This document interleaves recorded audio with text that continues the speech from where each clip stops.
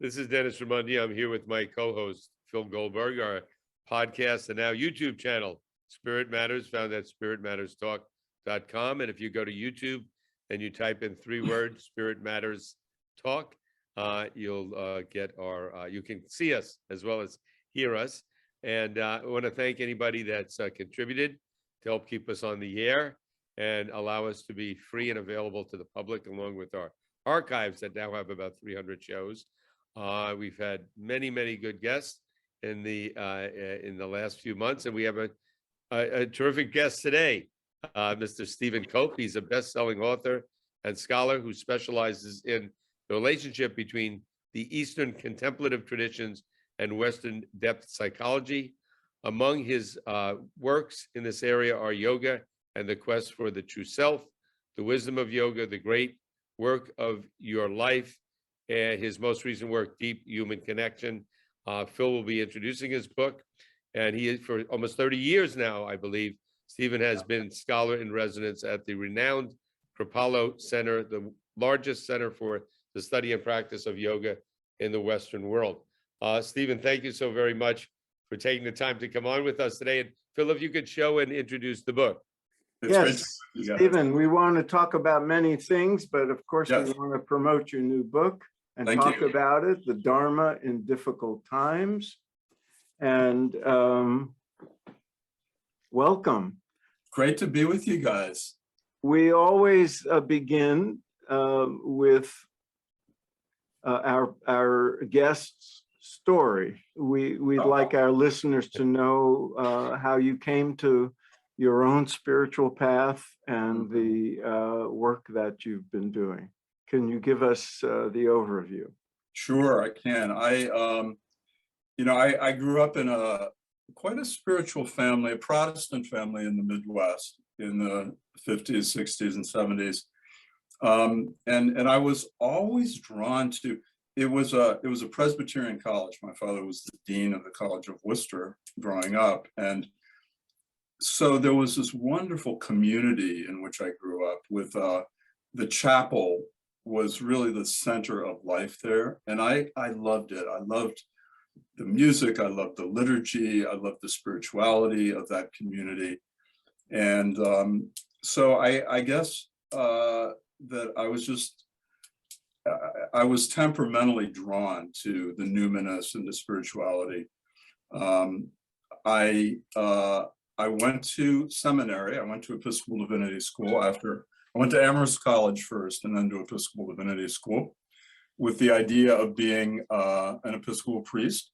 But back in those days, now we're talking about 1974, you couldn't be openly gay and be ordained a priest. So I was openly gay at that point. And so that was the end of that career. So I went into psychology. I studied psychoanalytic psychotherapy.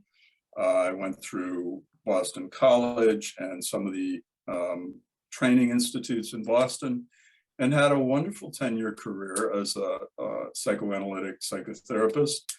I took a 1-year sabbatical from that practice when I was 10 years in and went to Kripalu because when I was in my 30s, or my early 30s, I met Chogyam Trungpa Rinpoche, the great crazy wisdom guru at Harvard, and became absolutely on fire with the Dharma. So there was a wonderful Dharma Dhatu. There was a wonderful center for practice in Boston where Trungpa came from time to time with a lot of his senior teachers. And that was my introduction to Buddhism and to the East. And honestly, as I just said, when my mind met the Dharma, I just was on fire for years. Study and practice. And if you know that community, you know that they practice intensively. I went on a lot of retreats to Karma Chiling. And so 10 years into my work as a therapist, I decided to take a year off, just do practice. And I decided to go to Kripalu because it wasn't that far away. And it was, of course, a great center for the study of yoga and meditation. And when I arrived at Kripalu, I discovered an incredibly sophisticated community that was interested in this relationship between the East and the West, and in a fairly sophisticated way between Western depth psychology and Eastern spirituality. And so I kind of fit in perfectly. And as it turned out, I never went back to, it wasn't just a year sabbatical, it's 32 years now. I never went back to my practice. I became a senior teacher at Kripalu, and then invented the role of scholar in residence, which has been a fabulous role. I get to teach and practice and write books. And now I'm emeritus, but I'm still very much there and very much present. And even though we've been closed for 2 years, we're alive and well. And in fact, just this last weekend had our first non-masked retreat at Kripalu with 250 people. So we're in this moment in COVID of we're back. So I don't want to trigger the universe's response to that, but it does feel like we're back. Yeah. We should let our viewers and listeners know that we're speaking on March 28th, 2022. So Right. When you see or hear this, we hope it's only gotten better, and Please God. these were what human beings looked like back then. That's right. Before the fallout. But Stephen, I have a question for you.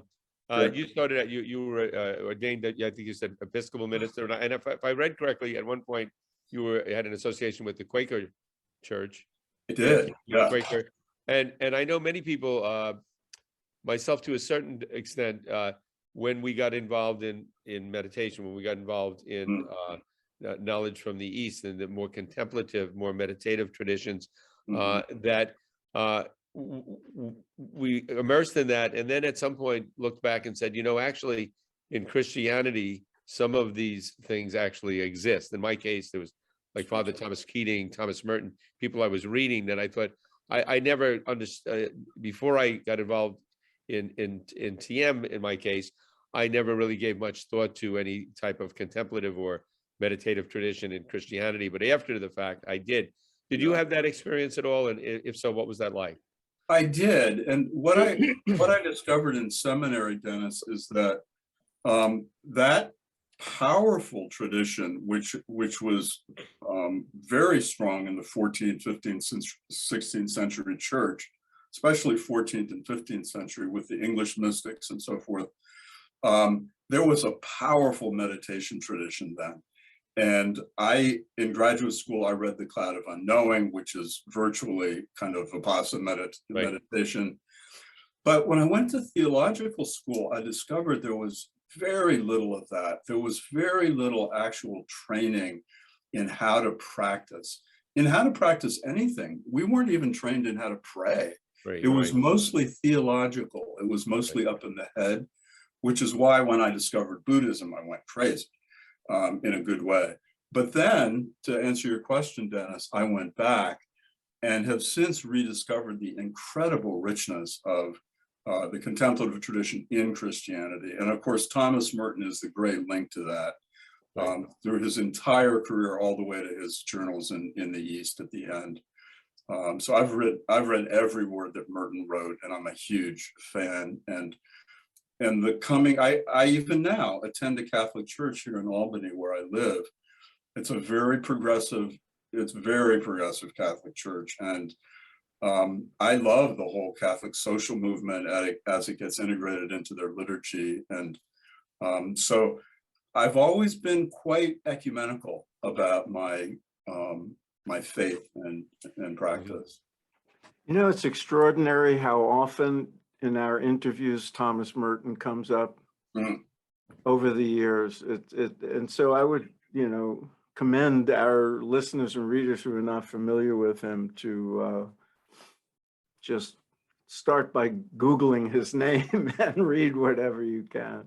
Exactly. Start with his brilliant autobiography, and then go from there maybe to, just any of his books. The guy was a contemplative, a scholar, And of course, he was drawn to a very quiet life in the Trappist monastery, but out of that came this amazing renaissance of the contemplative tradition in Christianity. Yeah. Yes, and he legitimized the for Christians, sort of gave permission to Christians to expand, to take in the teachings of the East and others, and his correspondence with Buddhists and Hindu teachers. Those are beautiful documents in themselves. Absolutely. Yeah. I got very interested in Merton was very interested in the will of God. And that's a subject that interests me very much. The two books that I've written on the Bhagavad Gita are have that as a shadow in the background. But the will is something that we don't talk about in the West, and not at all in Western psychology, actually. So Merton, I highly recommend Merton to your viewers. Beautiful writer too. Well, one of Merton's contemporaries that I've read he had interaction with was Allen Ginsberg. Oh, and yeah. Allen Ginsberg actually drew very much from the Eastern tradition. Matter of fact, the first time I saw Allen Ginsberg, he was being interviewed by Buckley, William F. Buckley, and Allen Ginsberg took out an instrument and started chanting, and the interviewer did not know how to react, but he felt there was something very profound there. He had to say that, but it was so over his head. And I'm wondering if you're familiar with Ginsberg and any of his writings or thoughts you think helped promote Buddhist thinking, contemplative thinking in the West. They absolutely did. I mean, he was one of those bridges that arose in the 50s and 60s that opened the door to the flood of teachers that came in the 70s. I mean, I was in graduate school in the 70s, and you could meet your guru in Harvard Square back then. And Chogyam Trungpa was there, and you know, a lot of the great yogis. And so I love that period when, as our great friend wrote, when the swans came to the West. Who was that? What was his name? Rick Fields. Rick Fields, that's right, the former editor of Yoga Journal. Yeah. I should let our listeners know that if you Google Allen Ginsberg on William Buckley, you'll see that segment. I often play it at workshops. I didn't know that, Phil. It's a great interview. No, it's a great document of the times when he breaks out his harmonium and chants the Krishna Maha Mantra, and they close up on Buckley's reaction. It also shows you how far we've come in our thinking, which is documented in Phil's book, American Veda, that, you know, it was so unknown at that time. Well, just the whole idea that he interrupted Buckley, the great intellectual, and went underneath the kind of ordinary discursive mind into the depths immediately with his chanting. That's where you go. So what a brilliant move. Right? Thanks to YouTube, it's immortalized. I know, nothing ever goes away. Stephen, you mentioned will, and I think you said something about the theological tradition of talking about God's will. And there's some parallel in there to the concept of Dharma. And your new book, Dharma in Difficult Times, The Dharma in Difficult Times. Tell us how you came to that, but maybe even before you tell us that, your use of the term Dharma. Buddhists often say the Dharma. In the yoga tradition, we talk about Dharma, one's Dharma, Sva-Dharma. You have a hand in all these worlds. How do you use the word Dharma, and how would you define it for our listeners if they don't know what it means? Sure, it's a key word. And, you know, Dharma is one of those gorgeous Sanskrit words that has many layers of meaning. Usually in the Buddhist tradition, it usually means path, law, teaching, truth. It just so happens, and of course, it comes from the root DHR, which means to hold together. So the dharmic forces in the world, especially in the yoga tradition, are seen as those that promote union and order and the coming together of society. And in the Bhagavad Gita, and the Gita is fairly unique in this, the word Dharma always means sacred calling, sacred duty, sacred vocation. And of course, the view is that if you do your sacred duty, if you do your true calling, it holds the whole thing together. So I talk about Indra's web, which is a great story that I think you talked about in your book, Phil, that goes back to the Vedic times, when Indra, the god of the thunderbolt god, lived on Mount Meru and so forth. And the tale is that he had spun a great web over the entire universe, and that at the warp and woof strand of each part of the web was a gem that held together that particular part of the gem or of the web. And that gem was a soul, was a human soul. So it's that human soul's job, dharma, duty, to hold together just his or her own part of the web. Otherwise, the whole thing starts to unravel. And that unraveling is called adharma, or against dharma. And those are the forces that Krishna and Arjuna struggle with in the great tale of the Gita. But I love the idea of the Dharma. People are fascinated by the notion and have some inner knowing that, yes, we all have a calling. We all have a purpose and a reason. And how do you get at that? And so this great tale of the Bhagavad Gita really helps us to talk about the notion that we have a sacred calling. Now, you use the word svadharma, Phil, and in the Gita, they use the word svadharma, which means your own dharma. And of course, we know that when that treatise was written, you didn't get to choose your dharma. It was chosen for you at birth. You were born into a caste, into a varna.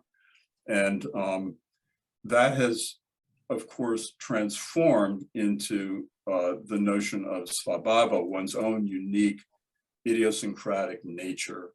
And what is the calling to our own idiosyncratic nature?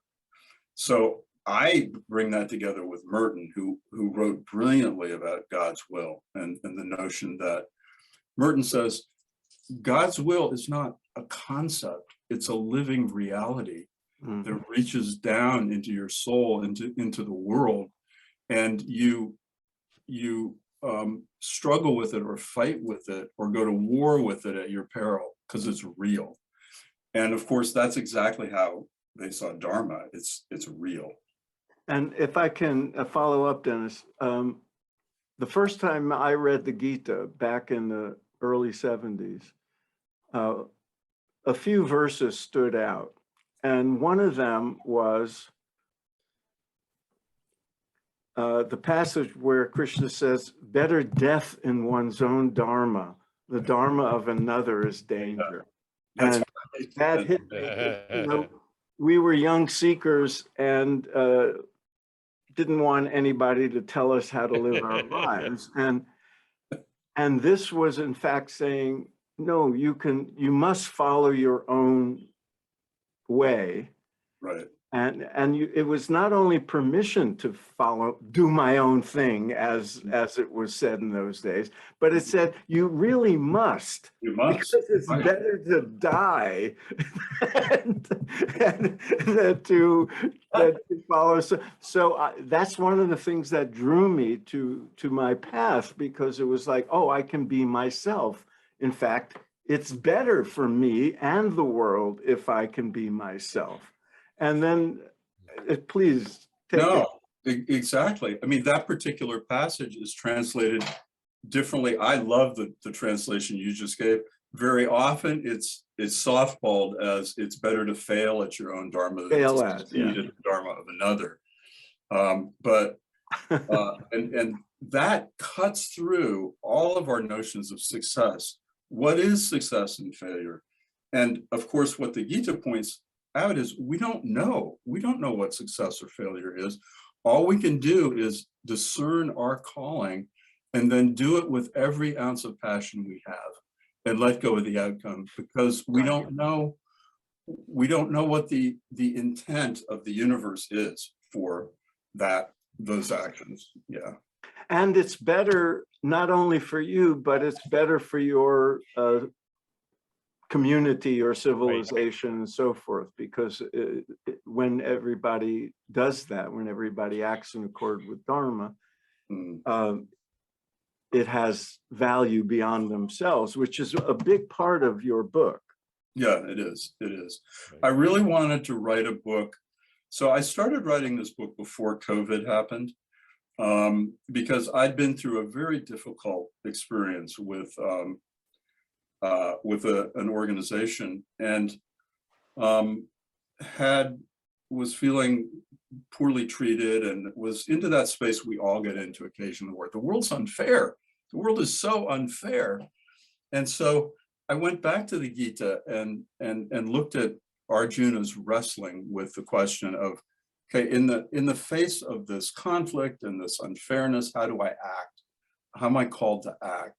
So that's what I started with. And then COVID hit, the whole world changed.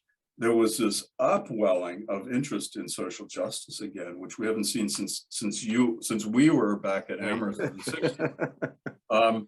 And I realized I had to rewrite the book. Like, I had to write it for the times that we're in. So I went back and very much, almost a kind of nod to what you did, Phil, in your great book, was that I traced the impact of the Gita on American culture, starting with Henry David Thoreau, who read it at Walden, and then moving all the way through Harry Beecher Stowe, and a whole series of Americans, from Thoreau and his great essay on civil disobedience, all the way to Rudy Sales, who's a current activist in Alabama. That includes Martin Luther King and a bunch of other characters, Sojourner Truth and so forth. So that it would, honestly, I wrote the book because I wanted it to speak to the yoga community, which is my community, really, even though I'm very involved in the Buddhist world too. But the yoga community has not always been perhaps interested enough in the common good. And I wanted to show the yoga community that there is a scripture that is all about the relationship of personal fulfillment and the common good, and that you can't have one without the other. Because, I teach at Kripalu, have done for 32 years, love it. But honestly, it's been a very privileged world. It's a very white world. It's a very up on top of the mountain world. Right. And there's a certain amount of Western narcissism that is just saturated, and maybe it's inevitable, saturated our community. And it's time now to move off the mountaintop. So this book moves off the mountaintop. That's very well put, actually, and I think it's something that Phil and I have wrestled with and discussed before. Yeah. Even if you look at a magazine like Yoga Journal, it reflects all, and nothing against Yoga Journal, it reflects all of those that you're saying. In your book, Dharma in the Dharma in Difficult Times, these are difficult times because of COVID. We got involved, probably all three of us, in meditation and spirituality because of the upheaval in society at our time. So perhaps difficult times, good things come out of them. And if somebody comes to you and says, I'm going through these difficult times, I read your book, really moved by it, but how do I don't know my Dharma. I'm middle-aged, I'm in the middle of a job, I don't think this is it for me.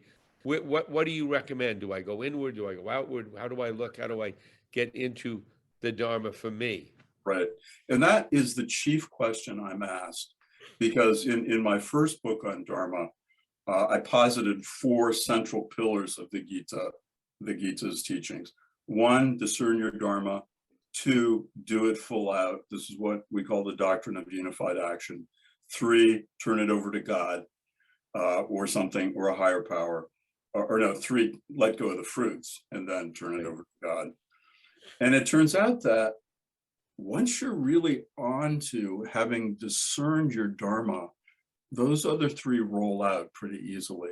But where people in the West really naturally struggle is, well, how do I discern my Dharma? How do I discern what I'm called to? So I teach retreats on this, and I always point students to 3 what I call very fruitful hunting grounds for Dharma. The first one is what's lighting you up. Pay attention to what it is that lights you up, and that's a very visceral experience. Joseph Campbell said, follow your bliss. A little bit like that, like pay attention to what you are fascinated by in the world, what draws your attention. Even if it's something that seems small or unimportant, just pay attention to that. So the first domain that I point people toward is an energetic understanding of what draws them. The second is very different. The second question I always ask is, what do you feel as a profound duty in your life? And by duty, I mean, my definition of duty is, what is it that if you do not do it in this lifetime, you will feel a profound sense of self-betrayal, right? So the duty is called for from within. It's not necessarily what's imposed on us, but what is that ardency inside that it may not fully light you up? Like I work at Kripalu, I do a ton of stuff that goes along with the lit up part. I do a ton of stuff that's duty, and it doesn't necessarily light me up. I've spent years raising money for Kripalu. That hasn't necessarily, that's not my thing. I'm a wasp. The idea of asking for money is antithetical. So what lights you up? What's that ardent duty? And then the third one is there any difficulty in your life that might be a doorway into Dharma? So in my first book I wrote, for example, about Marion Woodman, the great feminist Jungian analyst that I taught with a lot. And when she got bone cancer, she said, okay, bone cancer is my Dharma now, and I'm going to do this. Whether it means I die or live, it's my Dharma. I'm in it with both feet. Well, she went into it, and she, much to the shock of her doctors, was healed, lived another 10 years, taught great teachings after that. So the name of that chapter is, if difficulty arises, take it as your Dharma. Right. So sometimes a divorce or an illness or a life change can actually be a doorway into a calling. So those are the 3: lit up, duty, difficulty. Well put. I think that's very important information. And it's something actually for high school students, for college students. Good. Very important, because I come across so many young people that struggle with, what should I do? And usually they're told, okay, go for money, or they're told, once in a while they're told, go with what you enjoy. Think of that. That's probably the better advice. But I think what you just said, those 3 points, if every young person could hear that, it would have an enormous impact on the collective happiness of society, because so much of unhappiness comes from people going down the wrong road. And think about us, we're all about the same age. I don't know about you guys, but there was very little sense in my growing up in Midwestern Ohio that you could follow your own calling. Oh. Like there were boxes that you plugged into and were successful, or you didn't. And my family was aghast that I turned out to be who I am. Like, it wasn't what they had in mind at all. Right? Well, I hope they adapted. As many parents have. Many parents of our generation had to, adjust to their children's imperatives. I'm so glad you added those elements, because in my experience, people who hear the word Dharma, they focus on occupation, that, almost making Dharma synonymous with, what am I called to do? And they hear things like follow your bliss, and they assume that if they just do what gives them pleasure, then somehow, they'll earn a living at it and all that. And Dharma is much more complicated. And you brought in the responsibilities we have, the Dharma we have to parents, to neighbors, to, family, and that difficulty is a very interesting thing, which brings us to your current book. Very early on in the preface, you say, you bring up the concept of a disorienting dilemma, which, immediately, if you're familiar with the Gita, makes you think of Arjuna, but we all have disorienting dilemmas, and often tragedies and crises, as like you mentioned, Marion Woodman. And the way you described it made me think of the concept of a paradigm shift. Yes. It's like an individual paradigm shift that has to take place. Could you discuss that and why it can be a key moment in a person's spiritual life? Absolutely. Well, the concept of the disorienting dilemma actually comes from transformational education. And there's a whole science of transformational education, but they noticed quite wisely that the willingness to examine oneself and one's own deeply held beliefs is very often enhanced by a dilemma that challenges our conventional beliefs about how things are, how the world is. So, I talk about Emerson and the death of his first wife, his beautiful young first wife who died 18 months into their marriage, and it blew him away. He was living in orderly Concord, Massachusetts in the 1820s and 30s, and it completely blew his ideas of how things should be away, about what death is and when it should come. And I tell the story of how he walked one night to her mausoleum, pried it open and looked at her body. What is this? So in the Buddhist tradition, of course, there are built into Buddhist teachings confrontations with reality, with the truth of how the world is, that then spark great spiritual pilgrimages. So in Buddhism, it's the four holy messengers. I don't talk about this in this book, but death, old age, illness, and the wandering mendicant or the holy person. It's confrontations with these aspects of life that force us to make more subtle our understanding of what the laws of the universe are. How does this work? And of course, all of the contemplative traditions are about examining how it really is. The great Buddhist monk Ajahn Sumedho wrote his great book called How It Is.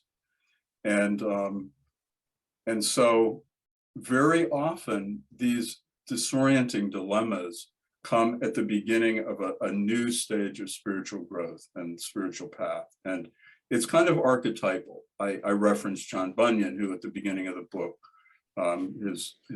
his character, Christian, was confronted by a disorienting dilemma, and that was the spark for him to go on his pilgrimage. So yeah, I hope that answers your question about. Yeah, and in the time, we don't have that much time left, Stephen, but what do you hope people will get out of the book? And let me ask another similar question, which is, I was surprised and pleased because when I saw it, I thought, oh, it's a self-help book, and it's like very much like the one I wrote. Yeah, right. With your same editor. Oh, with Tony Burbank? You're kidding? No, with Hay House. With Hay House. Oh, okay, good. Yeah. So mine was Spiritual Practice for Crazy Times, and you have Dharma in Difficult Times. but yours is very different because you do focus. I talk about it a bit in my book, but you really focused on these people who are exemplars of social responsibility and social activism, and you know, this bringing together the inner life with outer responsibility and sort of engaged yoga.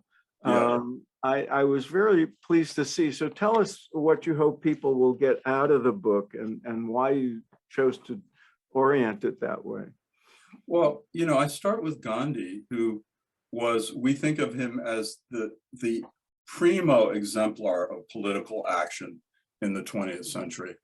But if you examine his life, you discover that his life was an oscillation back and forth between deep spiritual practice and activism in the marketplace. I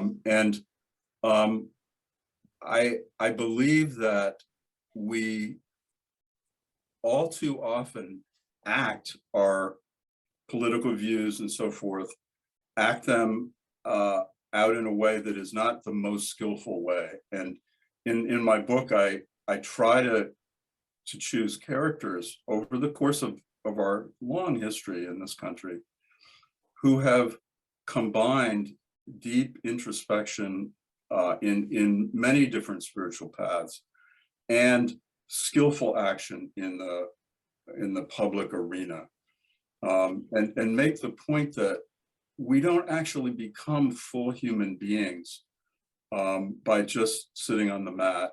Sitting on the mat is essential and important, but we become full human beings when we also engage in the common good and the good of the whole community. And that's what draws us, everything we've got forth. So I was going, in each one of these characters, I was trying to draw forth this amazing humanism. And I don't want to call it heroism or heroism because it's in all of us. But you get to see how an honest confrontation with the conflicts of our culture, our society, our times, calls forth these opportunities and these skills and these geniuses from ordinary people just like us. So I really wanted to inspire my community, the yoga community, to understand that that's essential. Very well put. I had one just final comment, and that is people should read the book, The Dharma in Difficult Times. And one of the things I think people should keep in mind, and you brought it out brilliantly in this interview, and that is that maybe the world would be maybe a much better place. Maybe a lot of our problems come because so many people are living a Dharma, not the Dharma that they were born to live, and that people should explore and connect with people like Stephen Cope, who can maybe give them some guidance and hopefully some of our shows do that, in how to really pursue what your Dharma is. Because I think of we have problems in the world because so many people are doing what they shouldn't be doing. Occasionally I'll go into a place where a restaurant or something, and somebody's the maitre d' is dealing with people, and you can tell the last thing this person wants to do is deal with people. And I'm thinking, hey, Dharma, but it goes right across the board, and it's something that we need to incorporate more into our culture. And I think your book is a great starting point for that. So thank you for writing it, and we highly recommend it. And all the information will be posted up on our site. So thank you so much, guys. Lovely to check in with you guys. Any final words for our viewers and listeners, Stephen? Well, come and see me at Kripalu sometime. We're open again as of March 28th. And, it's a wonderful, yes, it's a Hilltop retreat, but we as an organization are really taking on the lessons of my book. I want you to know. So come and visit us and see what we're doing and take a retreat. Well, I'll see you in May. I am so looking forward to that, Phil. I'm thrilled. I'm announcing here for the first time that I and my wife and I are moving to Western Massachusetts. We'll be just down the road from real estate values will go up in Western Massachusetts. Already too late. Already have. So by the time people listen to this, I may already be there. So, well, we're going to enfold seeing you there. We're going to enfold you in the arms of Kripalu. I'd love it. You're just down the road. Okay, it's a deal. Okay, I look guys. forward to Great. it. Thank Thanks you so so much much. for being with us, Stephen. Again, Dharma for Difficult Times. And I would also recommend that you go back and read Stephen's prior books, which will be mentioned on the website, That's and right. visit him at Kripalu. Thank you, guys. Take Take care. care. Try everyone. Bye.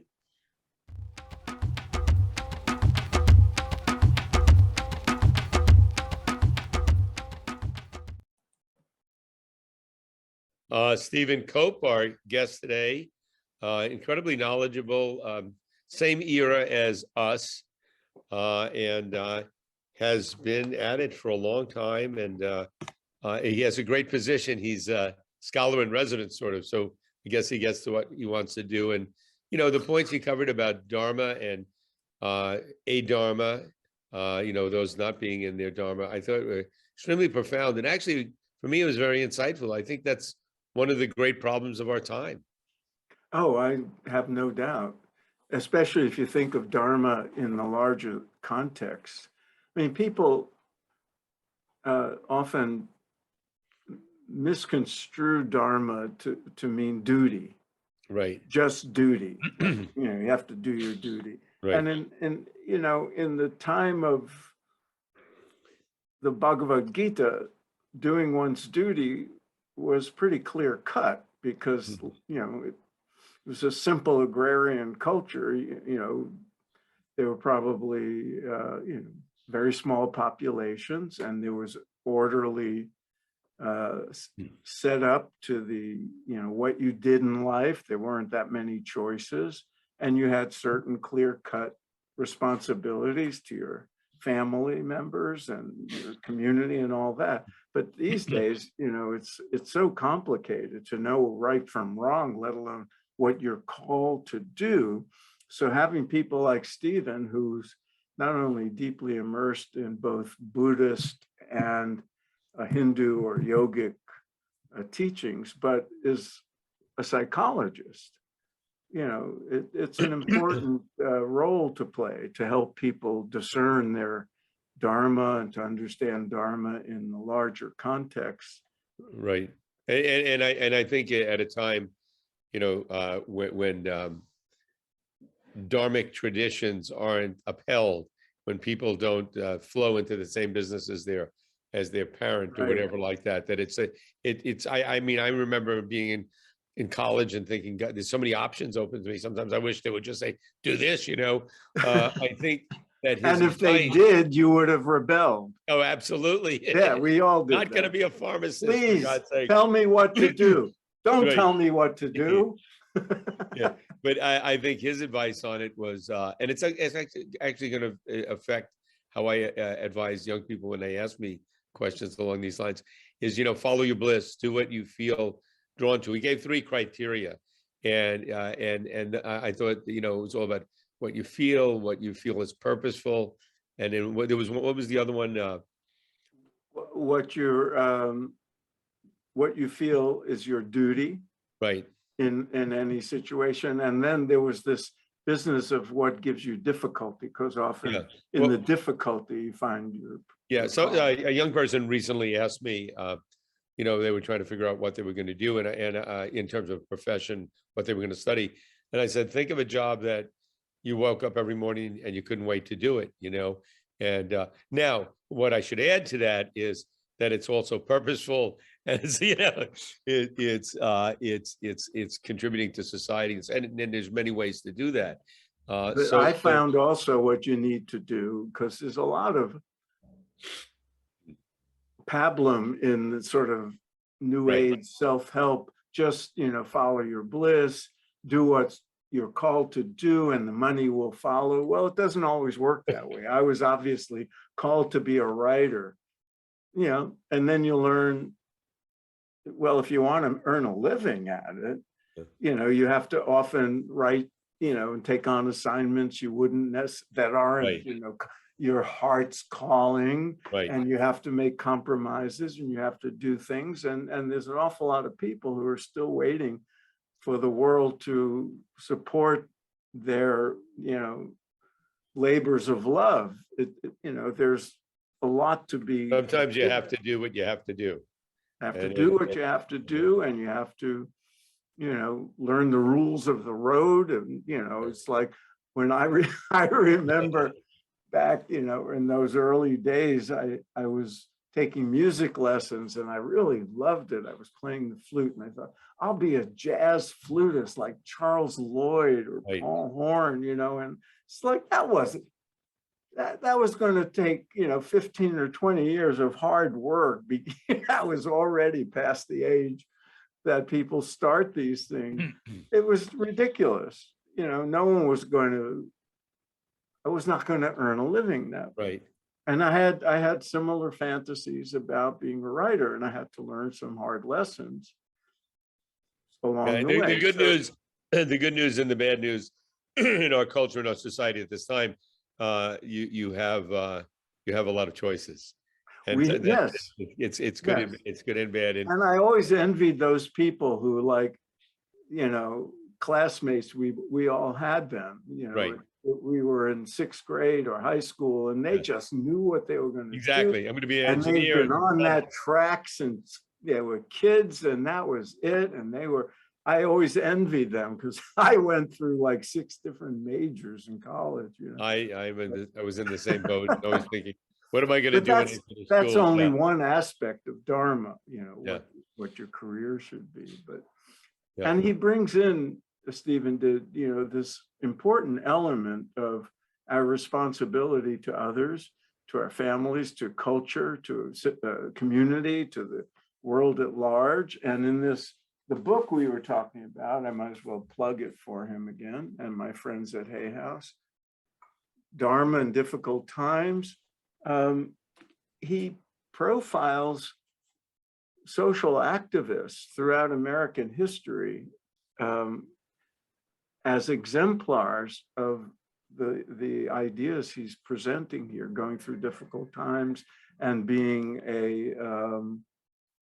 of service to the larger community. So, he goes back, he includes people like Gandhi, but also people in American history I wouldn't have thought about, like Harriet Beecher Stowe, who wrote Uncle Tom's Cabin, and was important in the abolitionist movement, and some more recent activists, and Marian Anderson, the opera star. So Right. Yeah, I mean, it was good having him because oftentimes, and we've discussed this many times, people that are involved in spiritual growth, spiritual development, become very inward and can become sort of detached from society, even narcissistic, where it makes it very clear that even in looking at the yoga community in general, which he's very much part of, it's very white, it's very upper class, it's very, so in some ways exclusive. Not that that community chooses to be like that, but I think all of us that are involved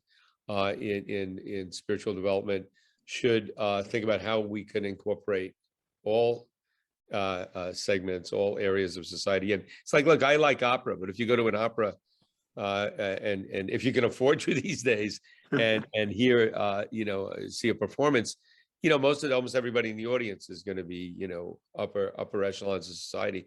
It doesn't have to be like that, because in Italy back in the day, it was very much a commonplace for everyone. So, Yeah. and I think certainly anything yoga, that sort of thing. And we've had some people on actually. Yes, we have. Penetrate and move in that direction. And we've also pointed this, we have tried to point this out before. Yeah, and I'm pleased. Very often it's so that it indicates to me there's something going on that's getting people off their cushions and out of the self-centered orientation of spiritual development. It has to begin with that. Right.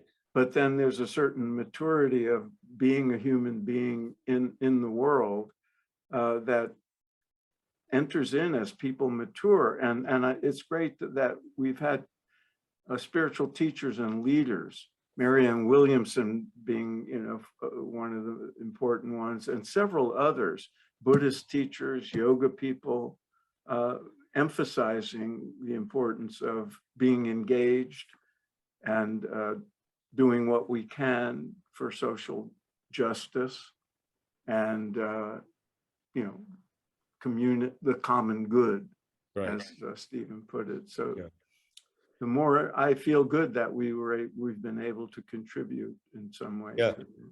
So he was, I'd like to have him back on because many areas we can speak to with him, and you know, his background, having been going to be an Episcopal preacher, and then goes from there to Kripalu. I mean, he's always been on a spiritual path, obviously. He even was, I think he was Quaker for a while.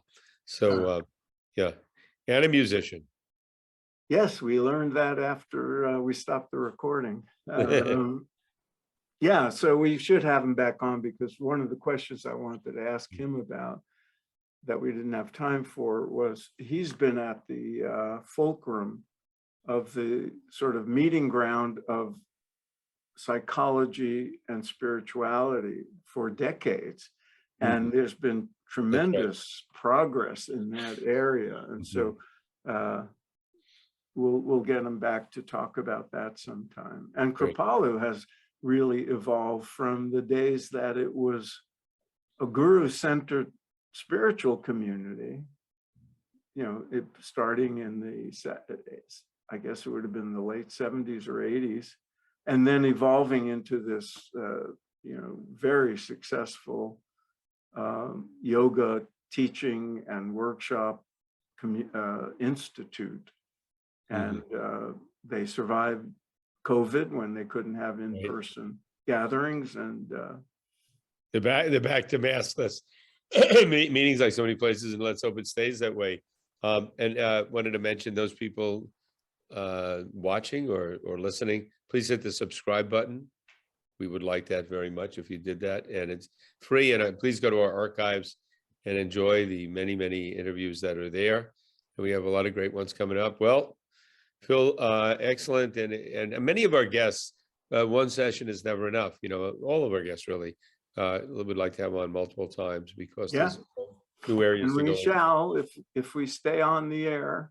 Yes, and if you want to contribute to help us stay on the air, it's not a donation because we're not a nonprofit, but if you go to spiritmatterstalk.com and you would like to contribute, the opportunity to do that is there. It explains it very clearly. And for those people that have contributed, thank you very much.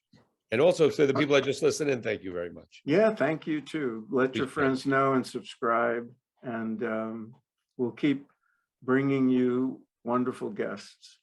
Yes, please. Okay, see you, Dennis. See ya.